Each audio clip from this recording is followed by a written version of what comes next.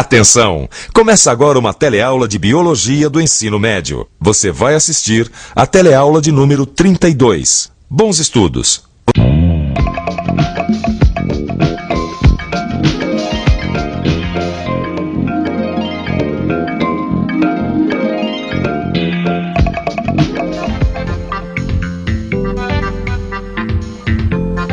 Nossa, tio, que caroção! Que cara é essa, menino? Você nunca viu um berne? Eu não! Ou melhor, esse berne é igual aquele que dá nos cachorros? É esse mesmo. E dá em gente também. O duro é que a gente só acha o berne quando aparece um caroço ou um buraco na vaca. Depois que ele já entrou e já fez mal pra coitada, né? E como é que esse berne veio parar nessa vaca? E você? Tem alguma ideia de como é que os bernes, ou melhor, os parasitas, aparecem nos organismos? Na teleaula de hoje, você vai estudar os parasitas. Vai ver que existem parasitas internos e parasitas externos. Vai ver que prejuízos eles podem causar no organismo do hospedeiro. Vai conhecer o ciclo da tênia e do berne e vai saber o que é parasitismo.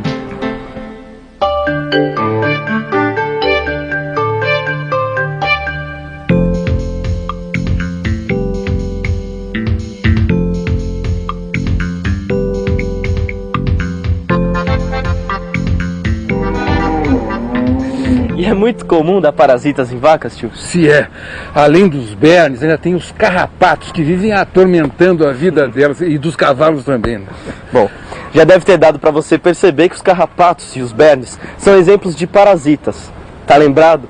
Os parasitas são aqueles organismos que se alimentam de substâncias que eles tiram de outros organismos vivos, ou seja, dos seus hospedeiros. E é muito comum que os hospedeiros saiam prejudicados nesse tipo de relação. Claro, né? É só pensar no carrapato que para viver tira sangue do boi e do cavalo. Tá aí um ótimo exemplo de parasitismo. Uma relação na qual o parasita depende do seu hospedeiro para retirar energia e para realizar o seu ciclo de vida. Acontece que se o parasita não prejudicar o seu hospedeiro ao ponto de causar a sua morte, ele vai ter uma boa fonte de nutrição e tempo suficiente para realizar o seu ciclo de vida. Caso você já tenha visto um carrapato, você sabe que ele vive sobre a pele do seu hospedeiro. É por isso que ele é um parasita externo. Mas nem todos os parasitas vivem dessa forma. Existem também os parasitas internos, que podem viver no interior dos animais ou das plantas. Parasitas. Tô lembrando de um outro exemplo de parasitas. Puxa vida. Ô mãe! Que houve? Mãe, dá uma olhadinha aqui na minha pele, ó. Tá cheia dos pontinhos pretos. Calma, Renato, são cravos. É muito comum a gente ter cravos na pele. Cravos? É, ácaros. Ácaros? E, Renato, aconteceu alguma coisa? Não é nada não, tio. Só tô lembrando de um outro exemplo de parasita. Que aliás você deve conhecer muito bem. É o cravo. Ou melhor, um tipo de ácaro chamado Demodex. Ele vive na base dos pelos e nas glândulas sebáceas na face da maioria dos seres humanos. Por isso, ele é um parasita interno. Parasitas internos e parasitas externos. Vamos ver agora exemplos desses dois tipos de parasitas. A pulga, por exemplo, que vive na pele dos cachorros, é um exemplo de parasita externo. Já os vermes que parasitam os peixes são exemplos de parasitas internos. E os carrapatos e sanguessugas são outros exemplos de parasitas externos. Depois de ver exemplos de tantos parasitas, tão diferentes um do outro, você deve estar se perguntando, o que afinal eles causam nos organismos? Pois saiba que são vários os problemas que esses pequenos animais podem causar. Em primeiro lugar, eles podem desviar nutrientes que seriam destinados ao seu hospedeiro, ou seja, ao organismo que ele está associado. Quer dizer então que o cravo é um parasita interno. Mas ele não causa tantos problemas assim pro hospedeiro, né? Bom, mais ou menos, né, tio? Porque um rosto cheio de cravos, com um monte de pontinho preto, isso espanta qualquer namorada. Que é isso, menino? Não dá nem pra comparar com o mal que um verme chamado tênia causa no intestino das pessoas. Bom, pode ser. Pode ser, não. É. Tem um empregado aqui do sítio que comeu carne de porco mal passado, mal cozido. Você nem imagina o mal que o coitado passou. E o que a carne de porco tem a ver com a tênia? Tem? É que na carne de porco mal cozida pode ter canjiquinha. Canjiquinha? O que é isso? Nunca ouviu falar, menino? Nem você? Pois saiba que canjiquinha é uma larva da tênia, que tem esse nome porque tem uma cápsula dura que lembra grão de canjica. O perigo é quando a gente engole a canjiquinha, a larva se livra da cápsula, cresce até ficar adulta e fica morando no intestino da gente. Nossa, e que mal ela pode causar pra gente? Ao se alimentar de nutrientes que seriam incorporados ao organismo do hospedeiro, a tênia causa sua desnutrição, já que ele deixa de incorporar esses nutrientes. Além disso, ela pode causar diarreia, prisão de ventre e cólicas. Mas as consequências para o hospedeiro podem ser muito mais sérias ainda, se ao invés de ingerir larvas de tênia, ele ingerir os ovos. Sabia disso?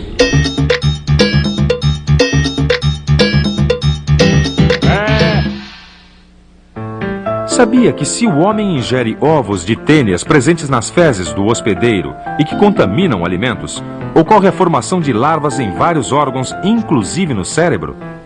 E que estas larvas, além de poderem produzir tumores, podem também liberar substâncias tóxicas ao hospedeiro? Por isso é tão importante lavar muito bem os alimentos antes de comer. Enquanto estão na horta, as verduras, os legumes e as frutas estão sujeitos a entrar em contato com as fezes de hospedeiros que contenham ovos de tênias. Outro problema que os parasitas podem causar nos seus hospedeiros são as lesões de tecidos provocadas através de ação mecânica. Alguns vermes, como as tênias, possuem ganchos com os quais se prendem aos tecidos do hospedeiro. E esses ganchos provocam o ferimento das paredes de alguns órgãos, favorecendo a entrada de organismos infecciosos, como as bactérias. Muitas vezes confundimos infecção com doença. Só que, na verdade, infecção não quer dizer necessariamente que está ocorrendo um mau funcionamento do organismo, mas sim que o hospedeiro está abrigando um parasita interno, que pode ser um verme, uma bactéria ou um vírus. Como você já viu em outra teleaula, uma pessoa pode ser portadora do vírus da AIDS e não manifestar a doença. Quer dizer, a pessoa está infectada com o vírus, mas não está doente. Afinal, tio, como é que a vaca é infectada pelo berne? Você está vendo essas moscas aí? Elas transportam o ovo do berne até o pelo da vaca. E esse ovo é tão pequenininho que a gente não enxerga ele. Mas aí o ovinho estoura e a larva que sai dele penetra na vaca. Tá. E esses caroços que a gente sente, então, é o berne? Espera aí, menino, não terminei ainda. Esses caroços são as larvas que cresceram e que vão sair do pelo da vaca e cair no chão. E só quando a larva cresce é que ela é chamada de berne. Tá legal. Deu para entender? Então vamos ver esse ciclo com mais detalhes. O berne nada mais é do que uma larva de um tipo de mosca que parasita ovelhas, cavalos, burros, cabras, bois, cachorros e de vez em quando o próprio homem. O ciclo do berne começa com essa mosca depositando seus ovos sobre outras moscas, as moscas varejeiras. Essas moscas, por sua vez, transportam os ovos do berne até o pelo do boi. E quando os ovos eclodem, as larvas vão para o interior do corpo do boi, ou melhor, do hospedeiro. E enquanto a larva está no organismo do hospedeiro, ela se alimenta dos seus tecidos e dos líquidos do seu corpo, provocando perda de peso e febre. Quanto mais a larva estiver desenvolvida, mais escura vai ficar. A larva, então, sai da pele e cai na terra, onde se transforma em pupa. Dessa pupa, depois de uns 20 ou 30 dias, sai um inseto adulto.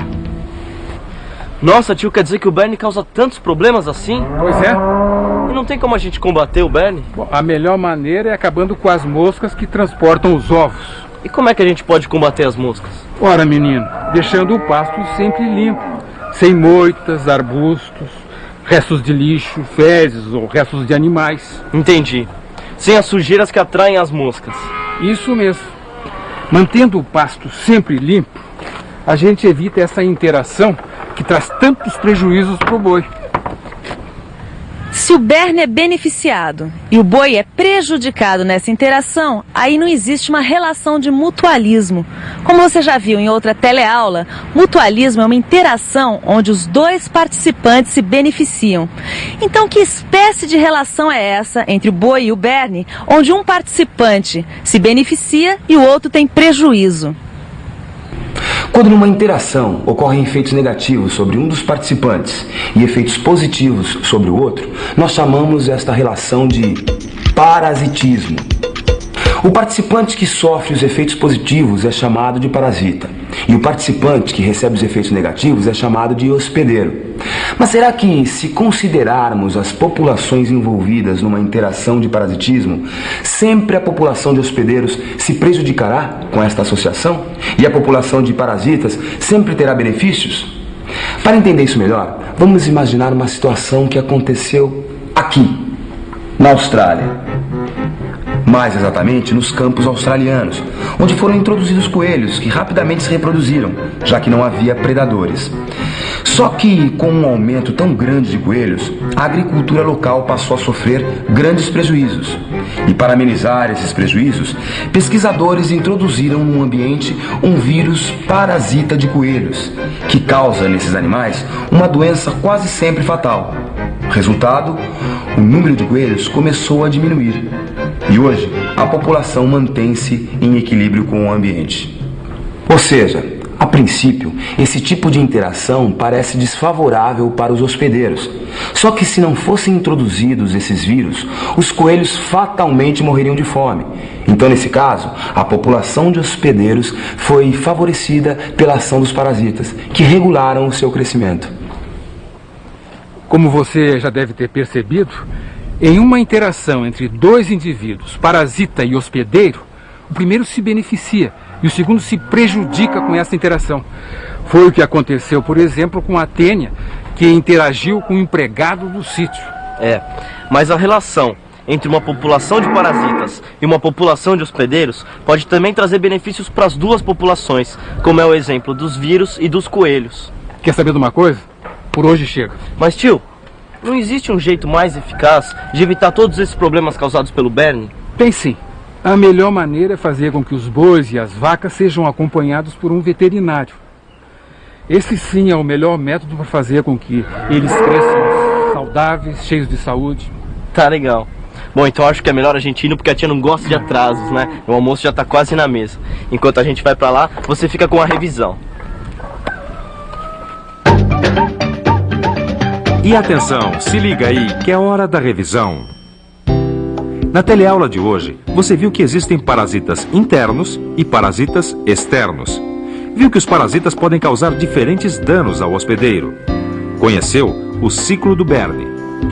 E viu ainda que na relação de parasitismo entre dois indivíduos ocorrem efeitos negativos para o hospedeiro e efeitos positivos para o parasita. Bom, como a gente viu na teleaula de hoje, o melhor jeito de evitar os parasitas é através de muita limpeza. Por isso, não esqueça nunca de lavar muito bem os alimentos que você for comer. Até a próxima!